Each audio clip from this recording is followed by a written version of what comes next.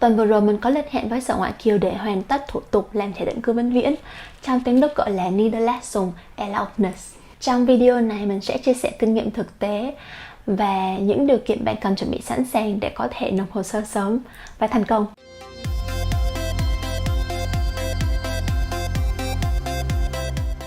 Niederlassung Erlaubnis là giấy phép cư trú không giới hạn thời gian ở Đức. Nếu mà khi mà bạn nói chuyện với đồng nghiệp thì lâu lâu mọi người sẽ nói đó là PR hay là còn gọi là Permanent Resident Permit. Với thẻ này thì bạn có thể tự do sống, làm việc, mở kinh doanh mà không bị giới hạn về thời gian. Ví dụ như bạn cũng không bị giới hạn về việc là đến một thời gian nào đó thì bạn phải gia hạn visa hay sau đó. Niederlassung Erlaubnis thì không có giới hạn thời gian, nhưng mà cái thẻ mà bạn nhận được thì có hạn là tối đa là 10 năm, thế nên bạn vẫn cần phải gia hạn cái thẻ này khi mà thẻ hết hạn. Và một điều bạn cần lưu ý đó là hộ chiếu của bạn có thời hạn riêng, nên bạn cũng cần phải để ý là khi nào thời hạn hộ chiếu của bạn hết hạn và bạn cần phải gia hạn hộ chiếu của bạn. Với thẻ cư trú dài hạn, nếu mà bạn ra nước ngoài trên 6 tháng thì bạn cần phải báo với Sở Ngoại kiều vì điều này có thể làm ảnh hưởng đến quyền cư trú của bạn.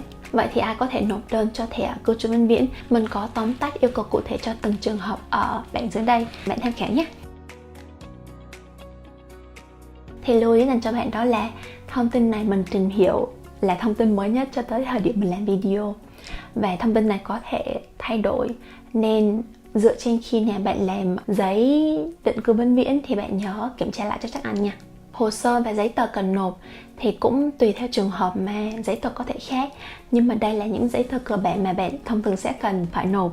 Thứ nhất đó là hộ chiếu và Aufenthaltstitel của bạn hiện tại. Thứ hai là hợp đồng lao động nếu bạn có đang đi làm, hoặc là giấy phép kinh doanh nếu mà bạn đang tự kinh doanh. Thứ ba đó là giấy xác nhận đóng bảo hiểm hưu trí. Thì trong tiếng Đức giấy này gọi là Rentenversicherungsverlauf. Thì bạn có thể lên trang web của Deutsche Rentenversicherung để bạn có thể yêu cầu gửi cho bạn giấy này. Thì lúc mà mình làm hình như tốn tầm khoảng 1 tuần hoặc là tối đa là 2 tuần thì bạn có thể nhận được giấy gửi bưu điện về nhà.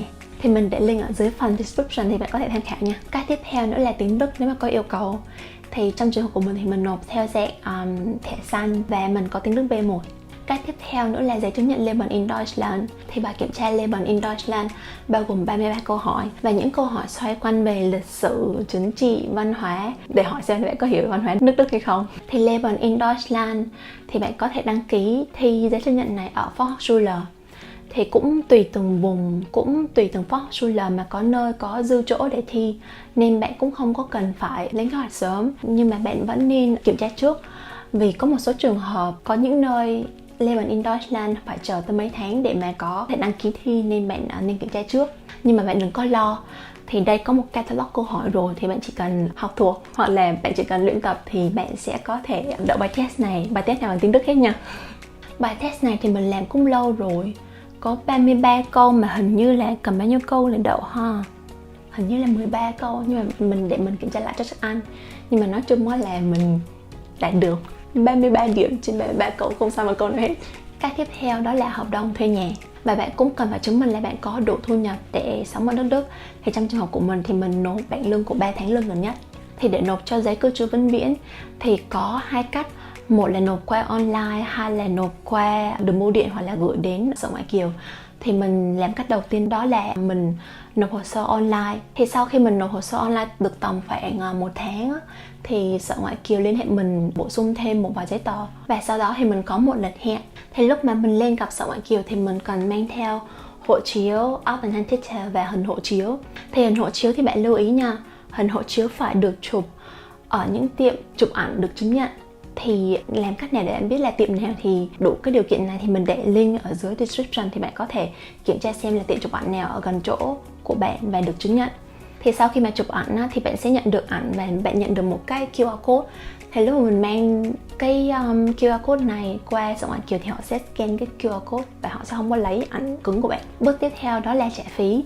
Thì đối với trường hợp của mình là mình làm trong trường hợp thẻ xanh thì mức phí đó là 113 euro. Những trường hợp khác như là tự kinh doanh thì sẽ tốn 124 euro, và trường hợp dành cho người có trình độ cao là 147 euro.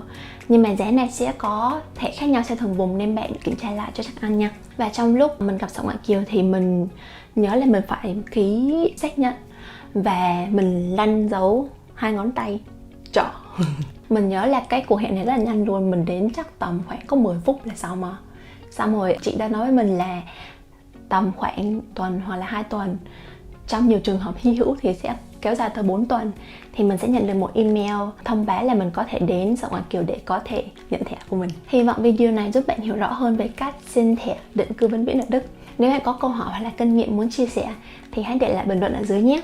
Và nếu bạn muốn tìm hiểu thêm về làm sao để có thẻ nộp Blue hay là thẻ xanh thì bạn hãy xem video này nhé. Video có sắp tiếng Việt nha. Cảm ơn các bạn đã theo dõi và hẹn gặp lại ở video tiếp theo.